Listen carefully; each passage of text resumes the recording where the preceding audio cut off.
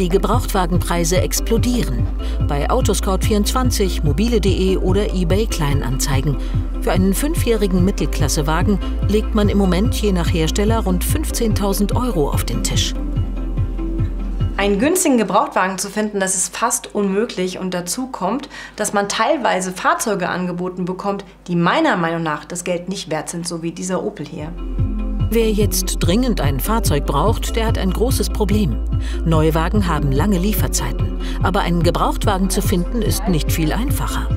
Martin Entlein von der DAT, der deutschen Automobiltreuhand, die seit 90 Jahren den Gebrauchtwagenmarkt beobachtet, erklärt den Preisanstieg. Der Neuwagenmarkt hat einen direkten Einfluss auf den Gebrauchtwagenmarkt. Das lag auch daran, dass teilweise sehr viele Chips gefehlt haben, um die Fahrzeuge fertig zu bauen. Das wiederum hat zu langen Lieferzeiten geführt und die Menschen, die sozusagen ein Auto gesucht haben und sich eigentlich ein neues gerne gekauft hätten, die haben sich dann auch noch auf den Gebrauchtwagenmarkt orientiert. Das heißt also, mehr Menschen haben sich für wenige Fahrzeuge interessiert und das hat natürlich auch die Preise nach oben getrieben. Aber wie gehen Gebrauchtwagenhändler mit dieser Situation um? Wir fragen nach beim Autohaus Ernst in Mainz-Kastel. Normalerweise stehen hier rund 60 Gebrauchtwagen zum Verkauf. Momentan nur die Hälfte. Was wir aktuell noch haben, ist so das untere Segment, also Fahrzeugsegment, sage ich mal, bis 2.000, 3.000 € oder 15.000 bis 20.000 € aufwärts. Aber das klassische Mittelklasse-Segment ist total abgegrast. Und wie sieht es mit den Preisen aus? Die Preise sind dahingehend 10 bis 20% gestiegen. Werden die Preise noch weiter steigen? Und wie lange wird diese Situation anhalten? Oder ist ein Ende in Sicht? Ja, ich denke, das Jahr 2022 wird so ein Übergangsjahr werden. Wir werden so in der ersten Hälfte noch wirklich mit diesen massiven Lieferschwierigkeiten zu kämpfen haben. Man hört aber auch schon von den Automobilherstellern, dass sich die Situation in der zweiten Jahreshälfte entspannen wird. Also so richtig wird es wahrscheinlich erst 2023 sich wieder ein Stück weit normalisieren. Bis dahin ist noch ein bisschen Geduld gefragt. Wir schauen trotzdem mal nach einem Mittelklassewagen. Der günstigste, der hier steht, ist ein Opel Zafira für knapp 7.000 €. 14 Jahre alt mit 89.000 Kilometern. Also normalerweise könnte man ja handeln, aber das ist momentan ja gar nicht drin. Ne? Nee, absolut nicht. Einfach mit dem Hintergrund, wir bekommen zum anderen keine Ware nach. Also zum einen bekommen wir keine Ware nach und zum anderen vergleichbare Fahrzeuge werden im Internet weitaus höher gehandelt, 8.000 € und weiter nach oben.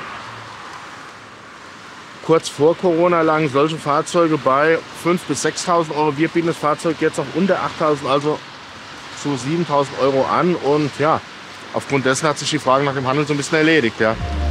Handeln ist derzeit also schwierig, aber das hat auch diese Gründe, sagt Martin Entlein. Der Handel, und das wissen viele nicht, hat ja für jedes Fahrzeug auch Standkosten. Das heißt, jedes Fahrzeug kostet pro Tag in etwa 20 bis 25 €. Die Autos sind ja meistens finanziert, die müssen beworben werden, die müssen gewartet, gereinigt werden etc. Also das heißt, jeder Autohändler, der Fahrzeuge in seinem Bestand hat, der muss diese Fahrzeuge auch bezahlen. Und da sind natürlich die Händler dann sehr dankbar, wenn kaum Nachlässe gegeben werden und wenn die Händler auch erstmal Geld damit verdienen können. Günstiger geht es momentan nur so. Ein Kleinwagen mit vielen Kilometern und ein paar Jahren auf dem Buckel wie dieser 12 Jahre alte Smart mit 71.000 Kilometern für 5.900 €. Im Internet findet man 5 bis 6 Jahre alte Kleinwagen zwar für rund 4.000 €, dafür aber mit 300.000 Kilometern. Hoher Preis, hoher Kilometerstand oder altes Auto? Was rät der Experte? Wer jetzt gerade auf der Suche nach einem Auto ist, der muss wahrscheinlich ein paar Abstriche machen. Das haben wir auch in unseren Untersuchungen gemerkt. Das Thema niedriger Kilometerstand, Anzahl der Vorbesitzer, da haben sich sicherlich viele Menschen irgendwie den Wunsch, niedrigen Kilometerstand und vielleicht nur einen Vorbesitzer. Das kann sein, dass man sich davon verabschieden muss. Kaum zu glauben. Am Ende ist der Opel Zafira doch noch das beste Angebot. Unser Fazit: Abstriche machen oder bis 2023 abwarten mit dem Autokauf. Tja, wenn man es kann. Schönen guten Abend, Oliver Reidegeld vom ADAC. Hallo, guten Abend, Frau Brüning. Grüße Sie. Sehen Sie das auch so? Am besten warten? Ja, also das, was wir im Bericht gehört haben, das können wir eigentlich auch bestätigen aus ADAC-Sicht. Also Gebrauchtwagenpreise sind im letzten Jahr um gut 10% gestiegen. Und wer sich das erlauben kann, der sollte im Moment tatsächlich warten mit dem Kauf eines gebrauchten Fahrzeugs, weil dann unter Umständen in einem Jahr auch das Angebot wieder höher ist. Nur ob die Preise dann tatsächlich auch wieder fallen werden oder ob die sich stabilisieren auf dem jetzigen Niveau, das bleibt abzuwarten. Was mache ich denn, wenn ich nicht warten kann? Was ist Ihr Tipp zum Gebrauchtwagenkauf? Ja, das ist natürlich, ich muss mich natürlich erstmal entscheiden, will ich das Auto tatsächlich von einem Händler kaufen, weil ich dann eben diese Sachmängelhaftung mit haben will, oder will ich vielleicht ein paar Euro sparen. Da muss ich mich auf privaten Plattformen umgucken und habe da vielleicht auch noch die Möglichkeit, ein bisschen zu handeln. Und wenn man privat unterwegs ist, was ist ganz wichtig, worauf man achten muss? Also ich sage immer, wichtig ist, dass ich das Gesamtpaket mir betrachte. Natürlich, ich muss einen Blick haben auf das Fahrzeug. Ich sollte in jedem Fall noch eine zweite Person mitnehmen. Einfach das Prinzip 4 Augen sehen da mehr als 2. Wenn ich die Möglichkeit habe, auf jeden Fall wahrnehmen, in der Werkstatt mir den Wagen mal von einem Fachmann wirklich unter die Lupe nehmen. Aber zum Gesamtpaket gehört natürlich auch, dass ich mir einen Eindruck vom Verkäufer verschaffe. Ne? Macht der einen seriösen Eindruck? Weiß der was über die Vorgeschichte des Fahrzeugs? Es gibt durchaus auch die Möglichkeit, dass ein Händler versucht, sich als Privatperson auszugeben, um eben diese Sachmängelhaftung zu umgehen. Und das kann ich eben durch gezielte Fragestellungen versuchen, so ein bisschen auszuschließen. Sagen Sie mal so eine Frage. Naja, einfach, ich muss mir einen Eindruck verschaffen, dass ich sage, na, kennt der denn die Vorgeschichte des Fahrzeuges überhaupt? Ne? Wer war denn der Vorbesitzer gewesen? Was hat man denn erlebt mit dem Fahrzeug? So, und wenn dann der Verkäufer ins Stottern kommt, dann kann ich davon ausgehen, dass er den Wagen gar nicht lange gefahren ist. Okay, verstanden. Gibt es denn eigentlich schon auch einen nennenswerten Markt von gebrauchten E-Autos? Ja, das haben wir auch. Es kommen die ersten Fahrzeuge auf den Markt, die vor ein paar Jahren angeschafft worden sind. Das sind unter Umständen Leasingrückläufer oder vielleicht auch der erste Privatverkäufer, der sagt, so nach 2, 3 Jahren brauche ich dann doch ein neues E-Auto. Also das entwickelt sich so langsam. Aber auch hier gilt, aktuell ist der Markt relativ leergegrast, weil eben, wie auch im Bericht schon gesagt, viele potenzielle Neuwagenkäufer erstmal auf den Gebrauchtwagen umsteigen. Und worauf muss man da besonders achten? Da muss man wahrscheinlich die Batterie in den Fokus nehmen, ne?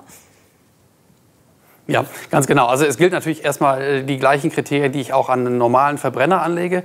Zusätzlich muss ich mir die Batterie angucken, aber das kann ich als Endverbraucher gar nicht so einfach machen, weil rein auf die Laufleistung zu schauen, ist da wenig zielführend, sondern ich muss wissen, eigentlich wie viel Ladezyklen hat denn die Batterie schon gehabt. Und es gibt die Möglichkeit, sich bei den Fachhändlern den sogenannten State of Health geben zu lassen für diese Batterie. Da kriege ich dann aber trotzdem nur den Zustand der Batterie ausgespuckt. Also ist der noch in Ordnung oder ist der schon eher grenzwertig? Was ich eigentlich bräuchte, ist tatsächlich wirklich der Zustand, wie viel Ladezyklen hatte die Batterie gehabt und wie viel Restkapazität hat die Batterie. Und das geht aktuell nur in wirklich ausgewählten Fachwerkstätten, weil die das entsprechende Equipment dazu haben. Das ist aber auch ein guter Tipp, kann man ja nachfragen. Wie ist es mit Jahreswagen, E-Autos? Ja, auch da gilt aktuell natürlich schwierig im Moment die Jahressituation. Da habe ich natürlich in der Regel den Vorteil, bei einem 1 Jahre alten E-Auto kann ich davon ausgehen, dass die Batterie jetzt noch nicht so viele Ladezyklen hat. Aber trotzdem natürlich Fragen nach dem State of Health. Weil je mehr so ein Fahrzeug natürlich auch an Schnellladestationen zum Beispiel hing, das belastet den Akku ja einfach sehr, desto mehr stresst das auch so eine Batterie. Deswegen immer nachfragen, was hat denn die Batterie für einen Zustand? Ja, oder dann vielleicht doch ein neues. Da sagen ja viele erstmal so, oh, ein neues kommt gar nicht in Frage, aber die sind erstaunlich günstig, oder? Ja, ganz genau. Also gerade bei Neuwagen kann ich ja in der Regel diese Förderung mitnehmen, die aktuell erstmal Ende 2022 ausläuft. Ich muss mit sehr, sehr langen Lieferzeiten rechnen, das ist der Nachteil. Aber wenn ich mir mal angucke, einmal den Kaufpreis abzüglich dieser Förderprämie und die Betriebskosten, dann bin ich im Vergleich zu einem vergleichbaren Verbrennermodell deutlich günstiger unterwegs aktuell. Ja, toll. Danke, Herr Reidegeld. Machen Sie es gut. Tschüss. Gerne. Schönen Abend noch. Tschüss. Also, wenn Sie warten können mit dem Gebrauchtwagenkauf, dann warten Sie. Wenn Sie nicht warten können, checken Sie die Portale im Netz und gehen Sie vielleicht privat auf die Suche. Wenn Sie ein gebrauchtes E-Auto in Aussicht haben, dann lassen Sie unbedingt die Batterie checken.